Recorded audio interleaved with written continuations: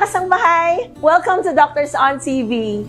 Today will be a very special episode because it's the first episode for 2023.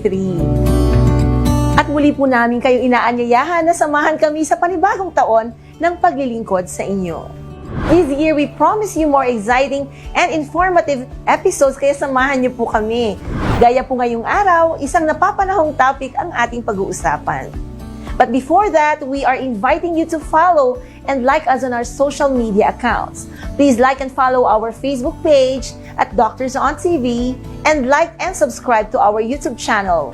Just type youtube.com/@doctorsontv. You can actually send us questions and comments sa mga pages po na yan. Kaya after liking, i-share nyo na din po sa inyong mga friends. Before we go any further, gaya po ng nabanggit ko kanina, isang napapanahong topic ang tatalakayin natin sa araw na ito. Let's watch this. Too much drinking, eating, and not enough physical activity can be the fundamental cause of obesity and excess weight. Did you know that being an overweight is also a major risk factor for chronic diseases? Base sa datos ng Department of Science and Technology or DOST, Food and Nutrition Research Institute or FNRI, umabot na sa 27 milyong Pilipino ang mga obese o overweight. Ayon naman sa World Health Organization, mas maraming namamatay sa pagiging overweight kaysa sa underweight cases. Mas lumala ito nang magsimula ang coronavirus noong 2019 dahil naging limitado ang mobility ng mga tao due to health and safety protocols na ipinatupad sa kasagsagan ng pandemya. Kaya naman, mas pinaiigting ngayon ng mga eksperto ang healthy lifestyle living upang mabawasan ang mga ganitong klase ng cases sa bansa. Ano-ano nga ba ang tamang pamamaraan ng living a healthy lifestyle?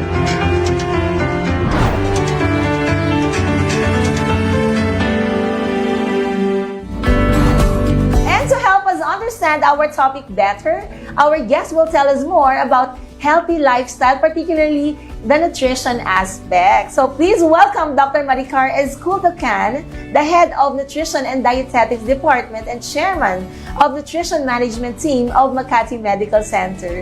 Hi, Dr. Maricar. Welcome to Doctors on TV. Good morning, Doctor. Thank you for inviting me on your show. Yes, Doktora, thank you. Pinagbigyan mo kami kasi especially ito kakabukas pa lang ng taon. And of course, galing sa holiday season ang karamihan. And of course, napakaraming guilty, no? At talaga nag-splurge. Maraming nakain, ganyan. And parang kinalimutan nyo muna yung kanilang mga nutritional plans. Okay? So, I mean, this is very timely, especially dun sa mga nag-set ng kanilang mga New Year's resolution. Okay? And can you tell our viewers rather kung ano po, ganong kahalaga natutukan nila tong episode na to, being a clinical nutritionist? So, I hope ang viewers natin, marami silang matututunan sa magiging discussion natin, no, for today. Yun nga, nabanggit po, Doktora, part ng New Year's resolution talaga. Napaka-common yan. Yeah. I've experienced that in a lot of my patients. Maraming nagpapakonsult, no, January. Yes. Naghihingi sila ng appropriate diet plan, no, part ng New Year's resolution nila. So, alam naman natin na ang nutrition napakalaki ng role sa health, no, natin. So, yun yung gusto natin, makapag-share sa mga viewers natin ng mga information na magagamit nila as they proceed or do their nutrition, their New Year's resolution. Yes, that's very true, Doktora. Kasi syempre, usually this time of the year, dito rin pumapasok yung marami nagpapa-check up, Yes. diba po, para ma-check na okay yung kanilang health, diba? And of course, nutrition will really play a major role, no? Para, okay, ma-maintain po yung health at the maximum level. So, kaya abangan niyo po kami mga kasambahay dahil mamaya ay tuturuan po tayo ng ating guest doctor kung paano ba maging fit and healthy this 2023. Naku, kaya dyan lamang po kayo dahil magbabalik po ang Doctors on TV.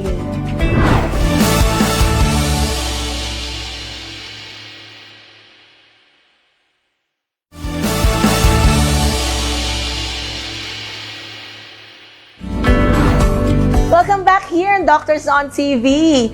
Alam niyo ba mga kasangbahay, ayon sa World Health Organization at Philippine Statistics Authority noong 2021, tinatayang 72% ng naitalang kamatayan ng mga Pilipino ay dahil sa iba't ibang cardiovascular diseases. Kaya naman pinag-iingat ng Department of Health ang mga Pilipino, lalo na ang mayroong diabetes at hypertension na maghinay-hinay po sa pagkain, may okasyon man o wala. We are still here at Makati Medical Center and with me is Dr. Maricar Esculto-Can. She's a medical nutrition specialist. Okay, so Doktora, when we say healthy lifestyle, what exactly does it mean? So, when you speak of healthy lifestyle, it actually means yung klase ng pamumuhay na naglalayo na mapababa yung chance na magkaroon tayo ng mga sakit or mag-develop ng mga sakit or worse, mamatay ng maaga dahil sa mga sakit. Okay, so we know maraming mga sakit ang pwedeng maiwasan if you will follow a healthy lifestyle. So, example na nun, heart attack, stroke, diabetes, fatty liver. So, those are just a few of the diseases na pwedeng maiwasan kung magpa-follow ang isang tao ng healthy lifestyle. Yeah, and you mention nyo, these are actually lifestyle diseases or diseases which can actually be prevented kapag nag-maintain na lang sana ang isang individual ng healthy lifestyle. Okay, and di ba napakaraming components ng lifestyle medicine, okay, and ano po usually yung mga nasasakop nun? What does it encompass? Okay, mga pillars like that. Kasi when you speak of healthy lifestyle, ang usual na naiisip yung dalawa. So, proper diet and exercise. Yeah. Pero pwede rin nating maisama kasi doon sa components ng healthy lifestyle, yung pag-iwas ng paninigarilyo, moderate alcohol consumption, having sufficient or enough time ng sleep. Yeah. Tapos kasama rin doon yung kumbaga yung social health, yung kumbaga stress management through having a supportive social network. So probably pati rin yung mga emotional well-being ng isang individual and pag-avoid sa stress. Yun pa naman yung marami natin dinaanan itong mga nakaraan, di ba, Doktor? And of course, okay, so you mentioned nga kanina, so basically yung top na lagi natin kino-consider would be yung nutrition and yung physical activity or exercise. Okay, so kasi nangyayari, kung masyadong mataas ang nutritional intake, tapos hindi naman tayo nagbaburn ng calories, Doktora, di ba? Tama yung sinabi mo. Yeah, and sa experience niyo, Doktora, how young po? Ano po yung youngest, okay, na basically parang marami ng effects sa kanila, bad effects, yung living po ng yung bad lifestyle? Actually, sa akin, in practice, I've experienced handling patients na meron na silang maintenance for hypertension or diabetes as early as mid-20s. Oh, nakakabahala yan, So, hindi natin alam kung yan ba yung dahil itong pagpasok itong henerasyon na to, di ba? Marami kasi sedentary na lang yung lifestyle, tapos lahat nakatutok sa kanilang mga gadgets, Wala na masyado yung mobility, okay? Saka especially yung pandemic. Nagkaroon din ng pandemic, Okay, so nawala na po yung mga outdoor activities, okay? So, and even mga nakikita natin, yung mga kabataan, marami na talaga yung nasa obese side, okay? And this is really, very alarming, okay?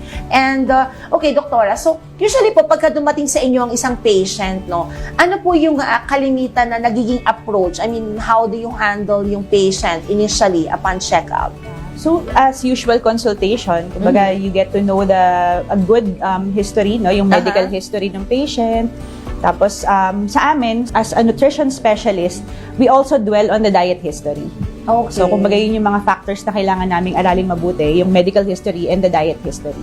I see. Hindi ba mahirap, i-modify yung diet history? Kasi usually, di ba, lalo na kung na-mention nyo kanina, at a very young age ngayon, di ba?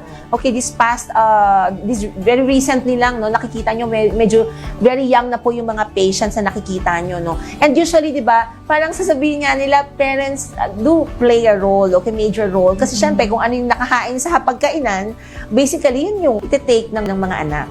Oo. Kaya tama yung sinabi mo, Doktora. Kaya whenever we do counseling, especially kapag mga nasa younger age group pa yung patient, talagang kasama sa interview namin, sino nagpe-prepare ng food. Okay. And minsan kahit, halimbawa, nagkakaroon ako ng consultation, I also talk to the one who prepares the food, which is usually yung mother ng patient. Yeah. So, kasama sila sa kina-counseling.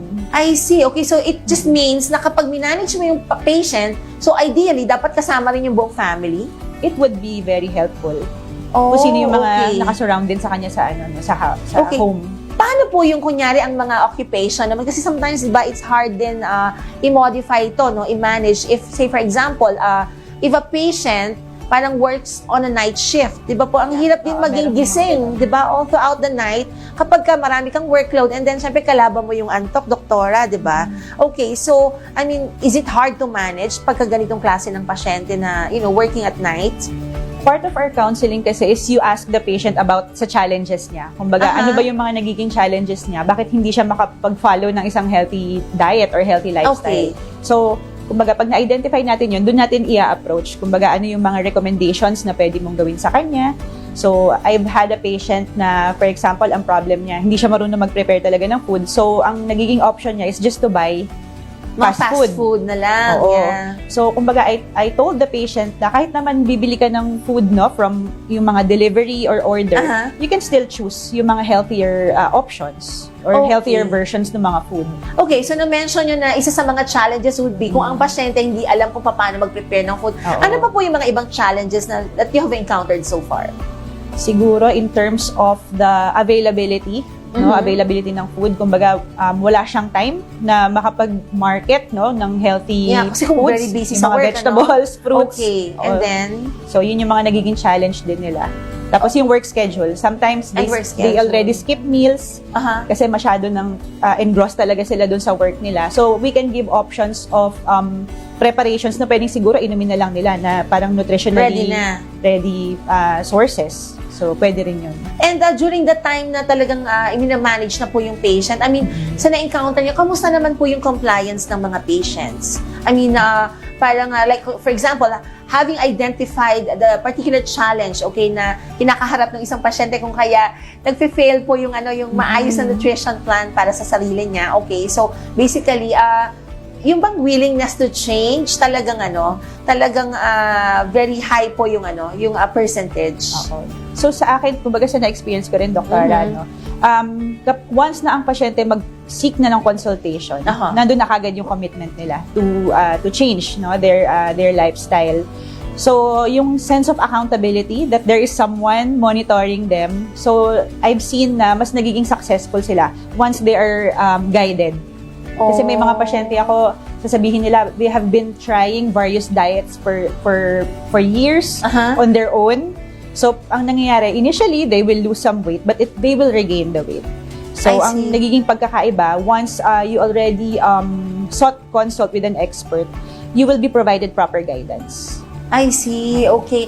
And mas kasi nagiging efficient, Yes. yung plan. Kasi rather than, ang dami naman kasi talaga, minsan nag-google mo lang, diba? Or nag-search mo lang sa internet. Marami so, talaga yun. makikita mo. However, maganda rin kasi kapag yung plan is particularly, or I mean, is customized or is a personalized type na kumpara dito sa particular patient na to with all yung anthropometrics, diba? Ito yung bagay sa kanya. And of course, yun nga, na-identify po yung mga iba-ibang challenges. And doktora, usually po ba yung mga na-encounter yung patients, sila ba yung parang eager lang magbago or usually stimulated sila dahil may mga sakit na?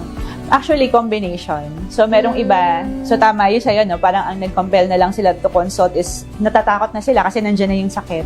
Oo. Meron namang iba, pinilit ng family member, pinilit ng wife, pinilit ng mother. So, pero mas marami pa rin naman yung on their own na nagde-decide talaga sila na mag-consult for their health. Okay, kasi mas maganda nga daw na tayo na yung matututunan na natin rather than mapipilitan tayong matutunan ito. Okay? Nako, so, mga kasambahay, ito po na speaking of patients po na nakikita ni Doktora, ito po meron po tayong kakapanayin, makakasama po natin siya mamaya. Okay? And of course, ito po ay marami po tayong matututunan dito, kaya wag po kayong bibitiw dahil magbabalik po ang Doctors on TV.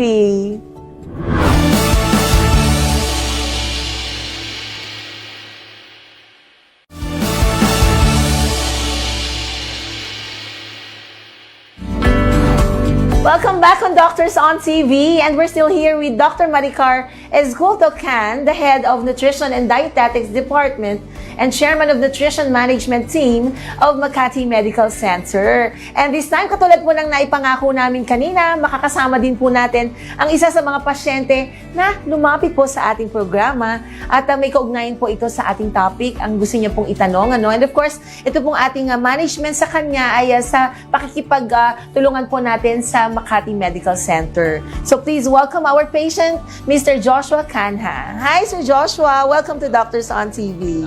Salamat po sa mabuting pagkakataon po na meron pong ganito na makabahagi po dito sa Doctors on TV. Basically, itong pinag-uusapan natin ay may kinalaman dun sa, lifestyle, okay? And kanina kasi bago earlier part dito sa ating programa, napag-usapan na marami kasi actually components ang lifestyle. And na-mention nga ni Doktora kanina na about dun sa two most common would be yung balance between nutrition and physical activity. So, sorry that I would have to ask you this question, no? Okay, sa nutrition part, kasi nakita ko you look very young. And here, dito sa iyong resulta, dito nakalagay dito ang iyong age, and you're still in your early 20s, okay? And what prompted you na sabihin na, okay, finally, ito, kukonsulta na ako. Meron ka na bang nararamdaman? Ayun nga po, yung dumating pong itong pandemic, nawala po talaga yung physical activities ko. At yung paggalaw po kahit maglakad lang po, parang madali po akong hingalin. Okay, so basically, dati walang ganyan. Dati po wala po. Comparing before ba and ngayon, no? Malaki ba yung difference, yung weight difference? Kumbaga siguro kaya nagkakaroon ka na ng ganyang manifestation. Malaki po talaga yung difference kasi ang pinaka-highest peak po ng bigat ko nung before pandemic is nag-range po siya ng 80 kg to 90 po. Ngayon, medyo nadagdagan. Ngayon po, nasa 124 kilograms na po ako ngayon. Okay, siguro kaya medyo hinihingal ka na din, ano? And of course, kasi kanina, napag-usapan din namin ni Doktora, no, na usually nga, ang pasyente kasi either gusto ngang magpakonsulta, gusto nang ibahin, okay, ang kanila, whether may nararamdaman o wala. Pero, okay, some patients na makikita niya would be, may mga nararamdaman na rin. And ito, Doktora, no, okay, nabuksan na po. Noon po unang nagpa-check up sa inyo si Joshua, kamusta po yung naging assessment sa kanya? Kasi, di ba, gano'n bang ka-importante kasi na ma-assess yung nutritional status ng isang pasyente? Kasi, like, katulad to, gusto niya na mag-diet eh.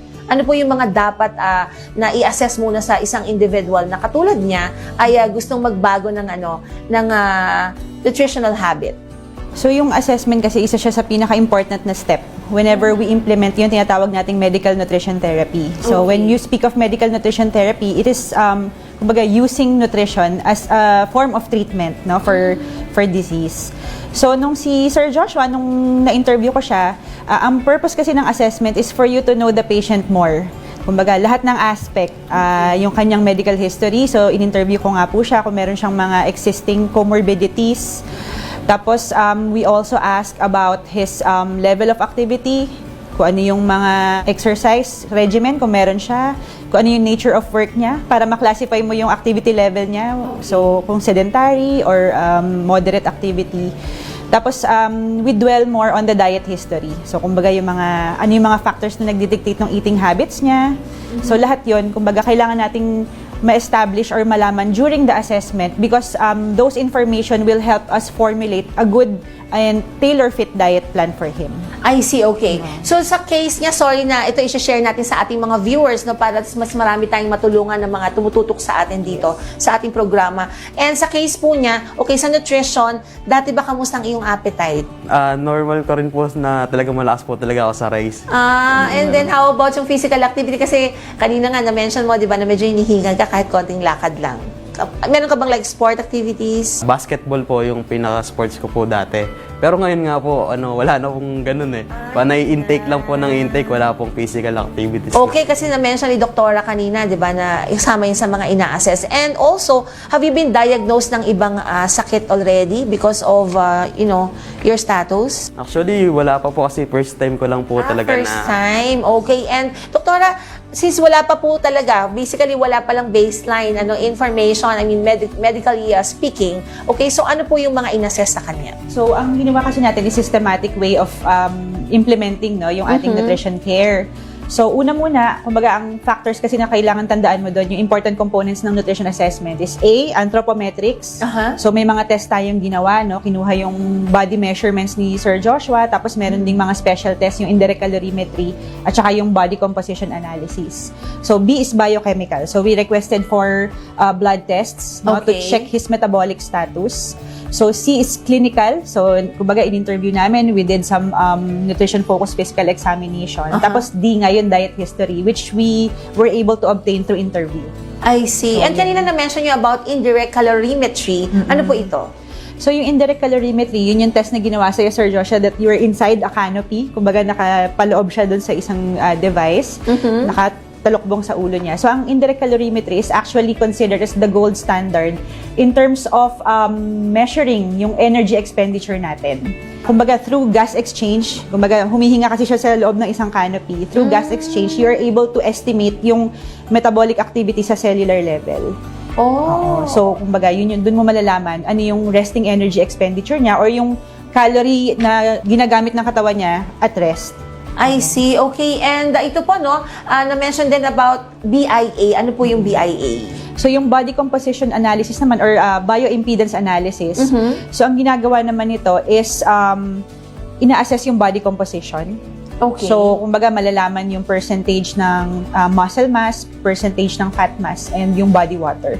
And siguro po kahit roughly, ano po yung mga naging assessment natin kay Joshua? Doon sa indirect calorimetry niya, actually lumabas na at the resting state, yung energy consumption ni Sir Joshua is around mga 2,600 calories. Kumbaga mataas, but it can reflect Masyadong mataas. yung current, yung current status niya. Okay. Oo. And then, apart from that, kanina di ba sabi nyo A, B, C, D? Oo. Okay, and dun sa blood workups, I think you have the results, no? Yes, we have here Is it the- okay for us to share na lang? Oo. Yeah, okay. So, para mas maintindihan din ng ating viewers, paano ba ginagawa itong medical nutrition management or treatment? Okay. So, yung ginawa nating test, actually, what we requested for Joshua are the typical tests na nire-request natin. The lipid profile, the fasting blood sugar, no, uric acid, tapos yung liver function. So, dun sa result na lumabas sa'yo, actually, yung kidney function niya is okay. Okay. Yung sugar naman niya, pumasa naman. Kumbaga, it's pasado. And then, ang nagkaroon lang talaga tayo ng elevated values is doon sa uric acid niya. So, I mataas see. na yung uric acid mo and yung cholesterol. So, Okay, at- range na yung Well, cholesterol. at least, di ba kasi kalimitan, doktora, pagka nasa heavier side, kalimitan, pwedeng mangyari kapag hindi inayos hindi nagkaroon ng lifestyle modification, nagiging pre-diabetic and then nagiging Yes. diabetic. And I Oo. think you're actually too young, no, para dito sa condition. Pwedeng Okay. prelude pa lang to Oo, nung what's prelude pa to lang. come if you will not do something about it now. Okay, and kamusta yung status ng liver niya, doktora? Yung liver niya, kumbaga slightly elevated lang naman yung SGOT. Enzymes. Pero okay. I would assume kasi with his current BMI, I will not be surprised if he will have a finding of fatty liver then. Yeah, okay. And okay, so maganda nga ito na bago pa man siya na-diagnose sa iba pang mga sakit na magkaroon ng ibang comorbidities ay of course nagkaroon na siya ng wake up call, okay, na dapat iayos na. And ito, doktora, usually here sa Makati Med, ano po yung kalimitang ginagawa ng inyong team para matulungan yung mga ganitong pasyente? So we offer services na kumbaga complete nutrition assessment. So that's the diagnostic part. Yes. Okay. Kumbaga, And then, through the assessment, we develop yung tinatawag na nutrition care plan. Mhm. So, once we already have the nutrition care plan, we will coordinate with the dietitian. So, si Sir Joshua, nagkaroon siya ng session with our dietitian. Tapos sila yung nagkaroon ng one-on-one diet counseling. So, tinuruan siya ng mga different techniques on how to kumbaga to measure his food, kung paano siya pipili ng mga better food choices. So, yun yung kasama sa component. And he was even shown food models, So, food models para at least magka-idea siya ano yung mga tamang portion na para maiwasan yung overeating. I see. And usually po, kapag kunyari nagkaroon na ng diet modification, say like ito nakikita natin dito, no? Pwede ba natin bigyan ng idea ang ating mga viewers kung kamusta po itong parang plan for Joshua? So, what you see here is, ito yung ino-offer din ng Makati Medical Center. It's called the Healthy Recipes. So, ito yung naging answer namin kasi minsan may mga clients na bibigyan namin sila ng comprehensive diet instruction, pero ang nagiging problem, ang hirap naman pong i-follow, nakakalito. Kumbaga, wala po bang way na pwedeng ipipick up ko na lang yung food or parang someone will prepare the food for me. Yeah. So, ito po yung ino-offer namin. So, basically, our dietary follows the prescribed diet, no? Yung diet na binigay mismo ng dietitian or ng doctor ni Joshua. And then they will translate it into actual meal servings. So itong example ng food na nandito, yan ang example ng one-day meal plan for Joshua. So you have the breakfast, the lunch, the dinner, so pati yung mga snacks nandyan din. And usually, computed na po yan kung ilang Yes. calories per serving. Computed yung calories, tapos computed din yung macronutrients, pati yung protein. So, Proteins. naka-specify talaga. Tailor-fit for the patient. So, mas maganda ito kasi at least kung ano yung, para at least ma-achieve natin yung goal for that particular Yes. patient. Oo. Okay, and then usually, how long po na ganito na yung magiging diet niya and then magkakaroon ng reassessment? So sa atin, usually ang ginagawa natin, yung sets kasi na ino-offer namin no, for the meal deliveries, the client can choose 5-day or 7-day subscriptions. Pero yung question mo kasi, Doktora, how long na ganitong diet? Actually, yung diet na ginawa no, ng dietitian at saka ng doctor para kay Joshua, supposedly yan na yung magiging ano talaga niya, lifestyle modification. Kumbaga, ang diet is something na hindi natin biniview as short term.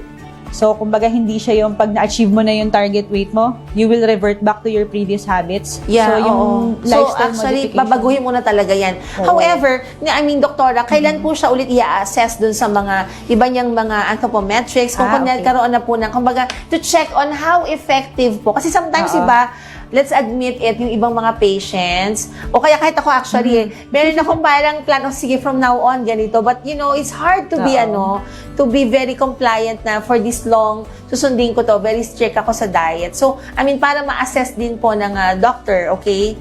Like, sa case mo, Joshua, ma-assess si doktora, naku, nag-cheat pa si Joshua, ganyan. So, we can have him reassess after 3 months. After 3 Pero months. kahit weekly, he can have, kumbaga parang short follow-ups with our dietitian. Kasi I see. ang ginagawa ng dietitian, she will ask Joshua or the client to keep a food diary para matatrack namin kung kamusta yung intake ng patient na magre-reflect ng compliance niya doon sa prescribed diet. Ay, sino ko, teka, pero I'm sure ang ating mga viewers, interested din paano malaman. Doktora, turuan natin sila. Paano po ba talaga mag-calorie counting? Okay, so ano yung mga techniques para at least medyo sa mga bahay, yung syempre, di ba, yung iba, mahirap ang buhay ngayon, may iba, hindi makapag-consult ka agad, para magpa-prepare po, Now, paano po gagawin po nangyari sa mga tahanan? Ano po yung mga pwede natin ibahagi sa kanila ng mga techniques para at least kahit nasa bahay sila, alam nila paano mag-calorie counting? So, usually, ang pag nagka-calorie count, ang ginagamit nating measuring, kumbaga parang device or guide, is yung mga standard measuring cups din. So, siguro kung meron tayong viewers na mga nagbe-bake, familiar na familiar sila dyan, yung mga Okay. standard measuring cups. So, yun yung ginagamit. Pero may mga ibang pasyente rin, they prefer yung grammage talaga. So, pwede rin merong food weighing scale. So, depende sa patients kasi. Pero meron yung iba naman, kung hirap talaga sila, doon sa mga technical device, pwede rin yung mga estimates. So, halimbawa, kumbaga yung ganito, close fist, kumbaga parang ganito kadami yung rice, So, equivalent halos to half cup. So, yung half cup is around 100 calories. Yun kasi memorize na kasi namin So, pag nag-consult kayo sa dietitian, pwede kayo talagang bigyan ng comprehensive list, na kung ilang yung equivalent calories ng isang matchbox ng meat or isang portion ng fruit. So, yun. Kumbaga, Or doktora, may ito standard. I understand kasi na ito po, depende po sa height and weight, okay, ng isang individual. Okay, I remember before, I was being advised na, doktora, kung ayaw mong tumaba, okay, so basically, you have to stick na wag kang magma-max out or magmo-more than 1,500 calories per day, okay? So, I was advised that years ago, okay? And, well, for a time, nakita ko effective naman siya. However, sometimes, diba, ang hirap, very tedious also na count mo everything. Usually po ba, kunyari, for example, hindi ko nakita si Joshua nung mas payat siya, but usually, what is your height, if I may ask? Ang height ko po, nag-range po siya ng 5'2". 1.60 po kasi yung Okay. Meron pa yung ganyan, doktora? Kung kunyari, hindi makakapunta sa isang dietitian or sa clinical medical nutritionist, meron ba yung roughly, okay, an estimate of ganitong calories per day? Kung kunyari, syempre, we're talking about kung kunyari ang pasyente ay wala pong yung mga medical conditions. Kasi, syempre, mas ina-advise pa rin po natin na may guidance tayo ng mga doktor, okay? Na, of this kind of specialty, Kasi, at least mas guided to avoid mga further complications. However, kapag ganun po, na wala namang, kumbaga, a normal individual. kumbaga normal, healthy adult. Yes. And pagka ganun po yung mga height, usually ano po yung number of calories per day na advised lang? So, yung usual na estimate na ginagawa natin, it's around, parang factor method. Yeah. So, it's 25 to 30 calories per kilogram. Per kilogram. Okay, so multiply na lang natin sa weight niya. Oo. I see. Pero That's kasi yun nga, meron pang for lalaki activity po yun or adjustment. for babae both? for both na. For both 25 to Kumbaga, 30? It's a very rough estimate. Rough estimate lang. Okay, so syempre, of course, ina-advise pa rin natin na, go see and probably would want to visit Makati Medical Center, particularly dito po sa kanilang nutrition team, okay? Yung kanilang nutrition team and para mas guided po tayo. And, naku, Joshua, baka may mga katanungan kay Doktora. Ayun po, Dok, kasi yung kagaya po sa result na nakita natin sa uric acid, ano po ba yung mga specific foods or kung para maiwasan po, para bumaba po yung highest peak po ng uric acid po ba yan? Oo. Actually, yung ginawa kasi natin kay Joshua, itong nakikita niyo food dito, this is actually a healthy heart diet. No? Yung kumbaga, kung pakita natin, fiber rich, no? Yung brown rice, tapos meron kang hefty serving ng vegetables. Pero yung dahil nga lumabas na itong bagong blood test mo, idadagdag lang natin yung tinatawag na purine restricted diet. So, kumbaga meron din talagang food list na ipoprovide sa'yo yung dietitian kung ano yung mga talagang iiwasan na. So, there are certain fishes, no, na makikita mo doon sa list. Medyo mahaba kasi talaga yung list na yun. So, nandun yung mga food na nakakategorize kung alin yung talagang mataas sa uric acid na kailangan mong i-avoid. Alin yung moderate yung content ng uric acid na pwede mo pa rin kainin pero in moderation. Tapos ano naman yung mga pwede pa rin isama sa daily diet mo. Okay, so ayan, Joshua, sana mas naintindihan mo ngayon, and of course, sana ay mas makatulong sa iyo, and of course, looking forward na makita ka ulit namin, and of course, mas maayos ang iyong health state, okay? And baka meron kang message for Dr. Maricar and sa Makati Medical Center, and of course, sa ating mga viewers. Ayun po, una po sa lahat, thank you po, Doktora, for the consult po na ginawa niyo po sa akin at dito po sa Makati Medical Center po para dito po sa pagbibigay sa akin ng advice. At sa mga nanonood po na kagaya ko na nasa early 20s, mahalaga po na magpa-consult po tayo sa doktor kasi hindi natin alam na kagaya po sa akin, hindi ko po alam na mataas pala yung uric acid ko. Para at least, habang bata pa tayo ay ma-cure natin yung sakit na lalabas sa atin para maiwasan po natin. Okay, and eto po, umiinit ang ating talakayan. Napakarami nating natututunan sa ating talakayan, And but before we continue, let's learn more natural tips from a nutraceutical practitioner. Here in Naturally Yours.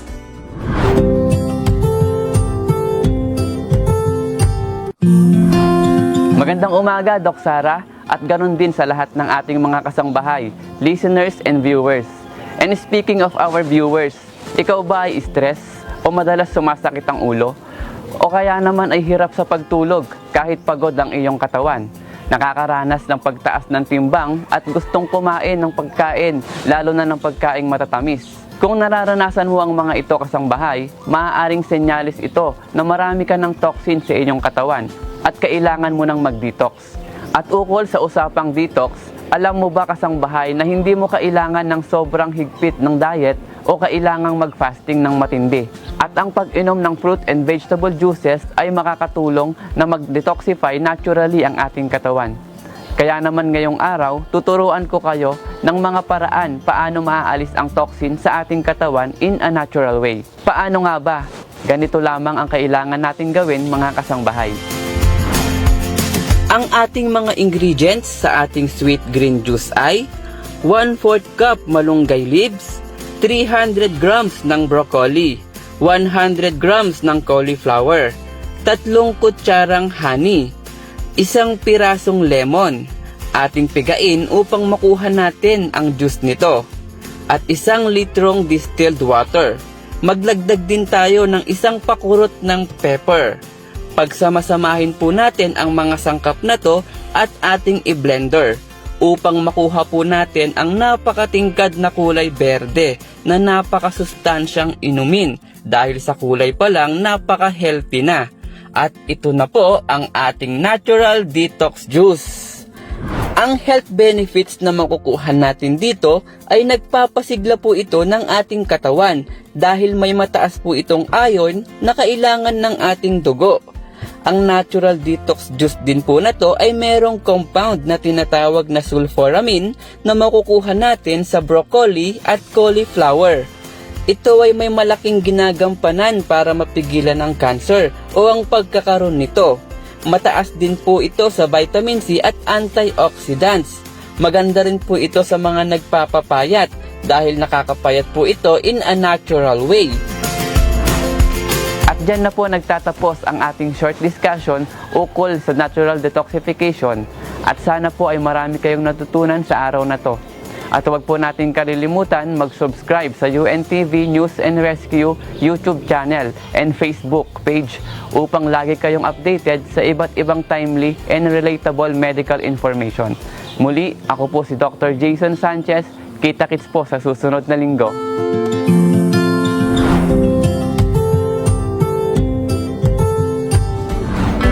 Huwag po kayong bibitiw dahil magbabalik po ang Doctors on TV.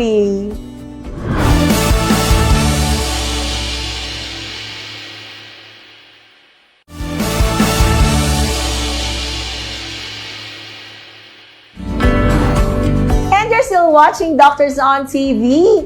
And this time, pag-uusapan naman po natin, paano nga ba nakatutulong ang diet sa pagkakaroon ng healthy lifestyle? Okay, and doktora, ito kanina nasaksihan natin, no, nung na-interview natin si Joshua kanina, no? So basically, kailangan talaga nating pagtuunan din na nakaplanado yung kanyang nutritional intake, okay? And dun sa mga ating mga viewers po na talagang gustong ma-manage yung kanilang weight, what inputs or what can we share sa kanila? Para syempre, of course, kapag kasama kasi sa pag-live ng healthy lifestyle, yung yung nutritional planning, okay? So ano po ba yung, gaano bang ka-importante itong weight management, yung diet and weight management together? So yung weight management is very important, doktora, kasi as we know, maraming mga cardiometabolic diseases nga, no? Yeah. Yung mga tinatawag na lifestyle diseases. Related yan kung halimbawa meron kang excess weight. So, yun, importante. Kaya dapat ma-maintain mo yung tamang weight lang for your height. Yes, and of course, we do not want naman na tuwing merong madadiagnose sa sakit. Okay, particularly these lifestyle diseases, na na-mention natin na hypertension,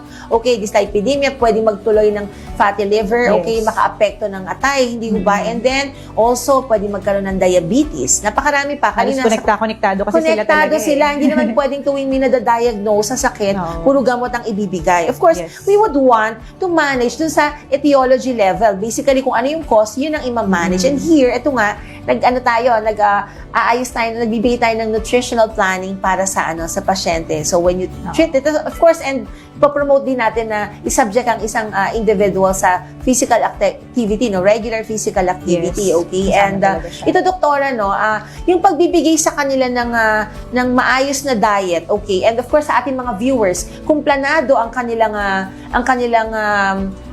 diet, okay? Daily diet, daily dietary intake, okay? So, napakalaki bang importante nito? Ganong kahalaga ito para at least mas controlled nga yung kanilang weight?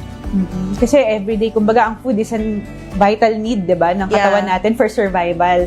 So, everyday we eat. So, kung yung simple aspect na yon, no, you will really work para ma-improve siya, malaki talaga yung magiging impact niya sa health. Kasi it's a daily occurrence, eh. Kumbaga, daily ka kumakain. Kaya kung maganda yung daily diet mo, maganda rin yung magiging health outcome niya.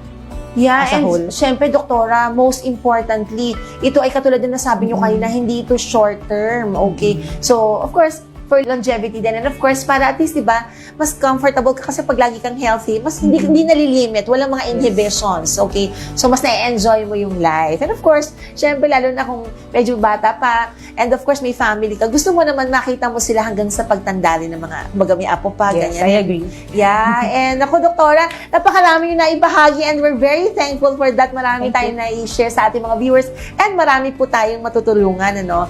Thank you so much, doktora, for being with us today and we learned so much from you. And of course, marami nga rin pong natutunan ng ating mga kasambahay. But before we let you go, doktora, any parting words po to our viewers? So, for our viewers, we know that nutrition is a vital part of our health.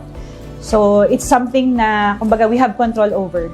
So, sa amin, kumbaga, kailangan lang bigyan ng guidance, no, yung mga tao. So, we are just here. So, please consult your experts, no? Don't do your, kumbaga, your own research, no, sa internet. So, it's better if you will seek guidance from nutrition experts if you are really serious about incorporating healthy nutrition and diet in your lifestyle. Okay, thank you, doktora. And baka may gusto po kayong batiin? Hi to our consultants Yeah, and and my colleagues. And doktora, and of course, baka you would want to promote your unit here at Makati Medical Center. So parang, I'm sure marami sa ating mga viewers ang interested na dahil sa ating mga tinalakay ngayong araw. Okay, so thank you for the opportunity. So in Makati Medical Center, we can offer you comprehensive nutrition assessments. Okay, so we have competent dietitians who can really provide guidance, no, in terms of developing your nutrition care plan. And as you have seen, we also have state-of-the-art equipment. No, we have the indirect calorimeter. So as I have mentioned, it is considered as the gold standard in determining the calorie requirement of a patient. So we are proud to say that we are the first hospital in the Philippines to have acquired the latest available, most up-to-date version of the device, so the COSMED Q Energy Metabolic Monitor. So of course, we have the healthy recipes. So if you are having challenges, no, in terms of preparing your own food, so just give us a call. So we will be the one to customize and prepare your food for you. Okay, thank you very much again, Dr. Maricar Ezcutelcan, the Head of Nutrition and Dietetics Department and Chairman of Nutrition Management Team of Makati Medical Center. Usapang bata naman tayo, mga kasambahay. Panoorin po natin ang Baby Talk.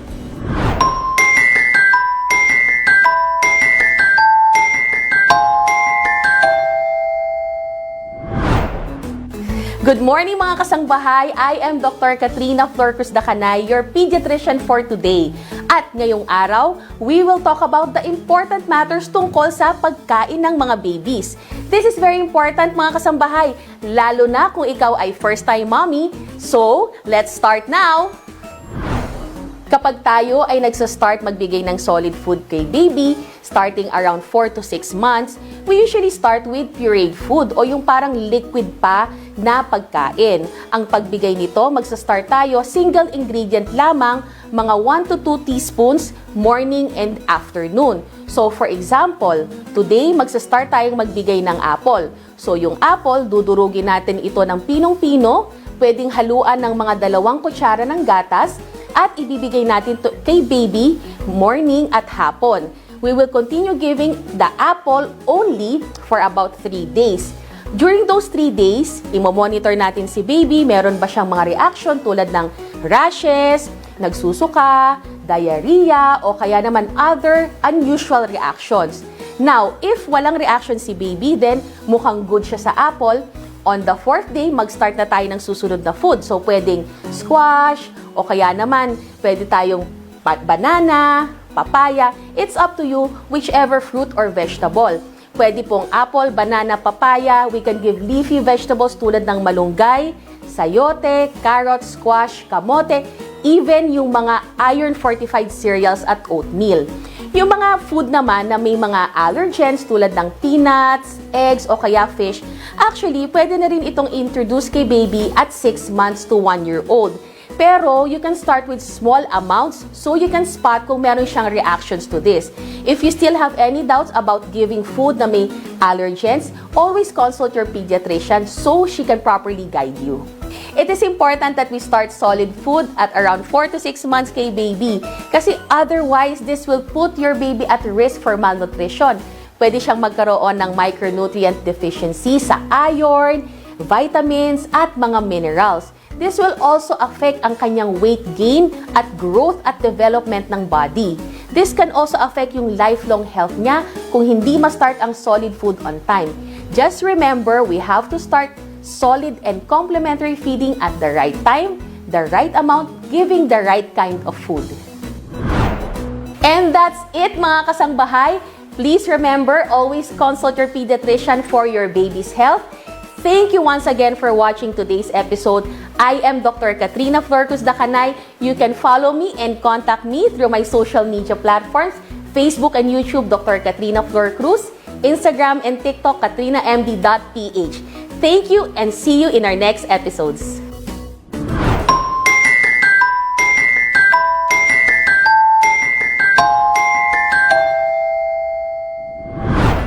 Ayan, sa mga kasambahay na tunghayan po natin kung ganong kahalaga na mag-maintain tayo ng healthy lifestyle. And of course, before we end, we would like to thank Makati Medical Center, a hospital with a heart located at Amorsolo Street, Legazpi Village, Makati City. You may contact them at 632-8888-8999 or follow and like their social media Facebook page at I Am Makati Med or you can visit their website at www.makatimed.net.ph.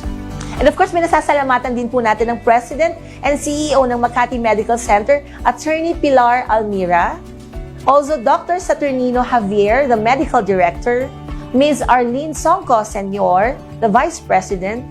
Ms. Monica Reyes Dizon, the Assistant VP, Makati Med Doctors, all staff of Wellness Center of the Makati Medical Center.